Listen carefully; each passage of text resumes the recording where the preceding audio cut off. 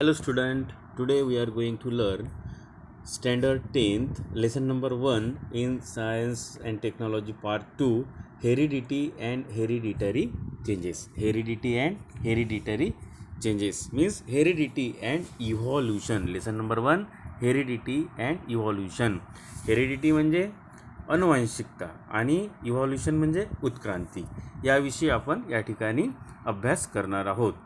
So in this lesson section 1 can you recall. आपण या ठिकाणी पाहू शकतो can you recall which component of the cellular nucleus of living organisms carries hereditary character.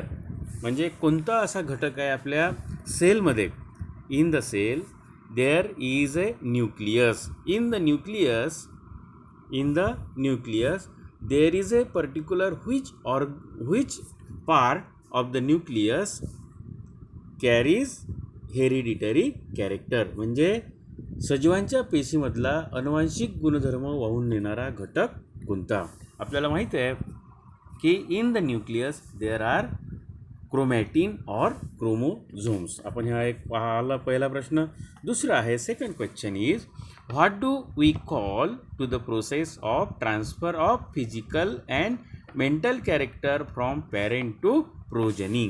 म्हणजे आपलं जे आईवडील असतात त्यांच्या शरीरातील आणि मानसिक जी लक्षणं असतात हे त्यांच्या ऑफस्प्रिंगमध्ये म्हणजे त्यांच्या मुलांमध्ये संततीमध्ये संक्रमित होण्याची जी प्रक्रिया असतात त्याला काय म्हटल्या जाते, ज्याला आपण हेरिडिटी म्हणतो. Which are the components of DNA molecules. DNA मॉलिक्युलचे घटक काय आहे. DNA मॉलिक्यूल कशाचा बनलेला असतो आपल्याला माहिती आहे, genes. So today we learn here hereditary and hereditary changes. Heredity and hereditary changes म्हणजे अनुवांशिक बदल व अनुवांशिकता आणि अनुवांशिक बदल. You know that heredity is the transfer of biological character from one generation to the other. म्हणजे काय होते हेरिडिटी म्हणजे काय होते transfer of biological character. Hereditary म्हणजे transfer of biological character from one generation to other via genes. कोण्या माध्यमातून.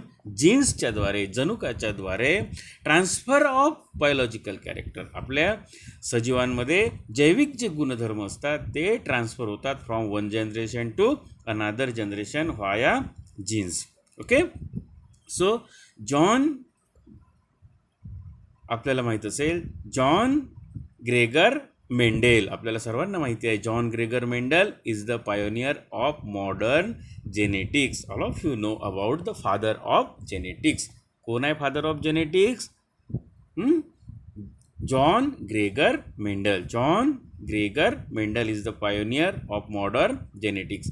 Around the period of 1886 म्हणजे कोणत्या काळामध्ये त्यांनी याबद्दलचा अभ्यास केला आहे हेरिडिटीबद्दलचा. 1886. It took a long time for him to understand the conclusion of his research about the heredity. म्हणजे त्यांना बराच वेळ लागला याच्या अभ्यासासाठी हेरिडिटीच्या अनुवांशिकतेच्या अभ्यासाबद्दल. In 1901 the reason behind the sudden changes were understand. म्हणजे यामागचं काय कारण असेल, बदलाचं काय कारण असेल. सडन चेंज म्हणजे अचानक झालेला जो बदल असतो जीन्समधला, तर या बदलाचं जे रिझन असते ते 1901 मध्ये कोणी अंडरस्टूड केलं. Understood the mutational theory of Hugo D varies. Mutational theory कोणी मांडली ती mutational theory. Who put forward the mutational theory. Hugo D varies in 1901. Meanwhile, in 1902, Walter and Sutton observed the chromosomes in the cell of grasshopper. ग्रॉसहॉपरच्या पेशीमध्ये कोणत्या पद्धतीच्या म्हणजे क्रोमोझोमची जोडी असते याचा त्यांनी अभ्यास केला. Until it was not known to the anyone. म्हणजे आतापर्यंत या काळापर्यंत 1902 पर्यंत कोणाला ही गोष्ट माहिती नव्हती. Research started in the direction of finding the nature of genetic material when it was proved that the genes are carried via chromosomes. यामध्ये फार मोठं जे संशोधन झालं ते काय आहे. Genes are carried genes are carried via chromosomes. हे जे जीन्स असतात, जनुक असते, हे क्रोमोझोमच्या द्वारे त्याचं कॅरी केलं जातं एका one generation to another generation. Through which 1944 three scientists, trio of scientists, Ostwald, Avery, McLean, McCarthy, and Colin McLeod proved that except viruses म्हणजे विषाणू सोडून all living organisms have DNA as genetic material.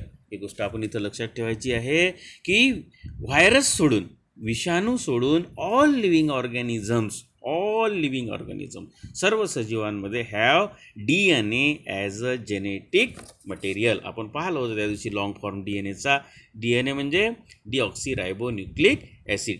DNA all living organisms have DNA as genetic material. DNA is genetic material. Genetic material means अनुवांशिक सामग्री. All living organisms have DNA as genetic material.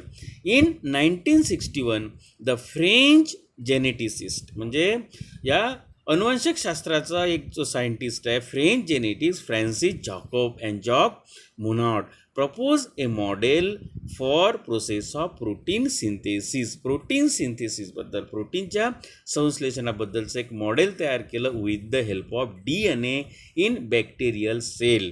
म्हणजे जीवाणूच्या DNA मधलं, जीवाणू पेशीच्या DNA मधून त्यांनी एक मॉडेल तयार केलं. It help to uncover the emerge which has vast scope in the field of genetic engineering. म्हणजे आजकाल हे जे नवीन इमर्जिंग सायन्स आहे जेनेटिक इंजिनिअरिंग, म्हणजे जनुकचं जे इंजिनिअरिंग आहे, अभियांत्रिकी ज्याला म्हणतो आपण. तर हे जे शास्त्र आपण पाहतो याचा जो विकास झालेला आहे, याचा जो स्कोप आहे नवीन काळामध्ये, आधुनिक काळामध्ये, याच्या अभ्यासामुळं त्याला चालना मिळाली आहे. द सायन्स ऑफ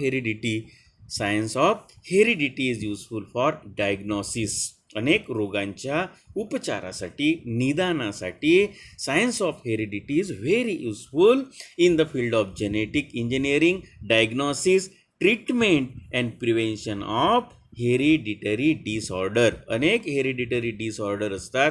हे हेरिडिटरी डिसऑर्डर डायग्नोसिस करण्यासाठी, निदान करण्यासाठी, उपचार करण्यासाठी, treatment and prevention of hereditary disorder. म्हणजे आपल्याला हेरिडिटरी डिसऑर्डर आजार होऊ नये यासाठी, याचं निदान करण्यासाठी, उपचार करण्यासाठी हे जे सायन्स आहे जेनेटिक्समधलं हेरिडिटरी, हे अत्यंत उपयोगी आहे. Production of hybrid varieties. आज आपण पाहतो की सर्व संकरित बियाणे आहेत. या संकरित बियाण्याच्या निर्मितीसाठी production of hybrid varieties of animals and plants and in industrial processes in which microbes are use. अनेक इंडस्ट्रीमध्ये, बेकरी इंडस्ट्री असेल, डेअरी इंडस्ट्री असेल, मेडिसिन आहे, फार्मसीमध्ये आहे, मायक्रो ऑर्गॅनिझमचं मोठ्या प्रमाणावर वापर केला जातो. आणि वेगवेगळ्या व्हेरायटीज आपण पाहतो. त्या व्हेरायटीज ज्या आहे, वेगवेगळ्या हायब्रिड व्हेरायटीजचं उत्पादनासाठी मायक्रो ऑर्गॅनिझमच्या science of heredity and genetics is very important. So we learn in the next video about the transcription, translation and translocation. Okay.